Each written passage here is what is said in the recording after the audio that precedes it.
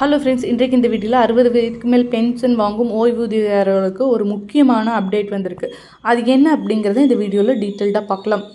Pension பெறும் ஓய்வூதியதாரர்கள் ஆயுள் சான்றிதழ் என்பது முக்கியமான ஒன்றாக இருக்கிறது.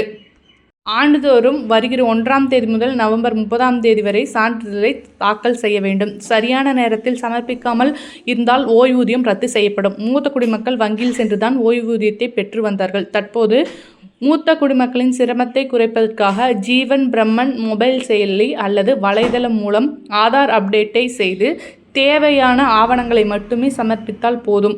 அதில் இருக்கும் அனைத்து ஆவணங்களை சமர்ப்பிக்க வேண்டும். இல்லை என்றால் ஓய்வூதியம் வழங்குவதில் தாமதம் ஆகலாம். ஆதார், வாக்காளர் ஐடி, பிறப்பு சான்றிதழ் அல்லது 10ஆம் வகுப்பு மதிப்பு அட்டை, குடியிருப்பு சான்றிதழ், IFSC மற்றும் பாஸ்புக் நகல் வங்கிக்கு செல்லாமல் போன் மூலமாகவே ஓய்வூதியத்தை பெற்றுக்கொள்ளலாம்.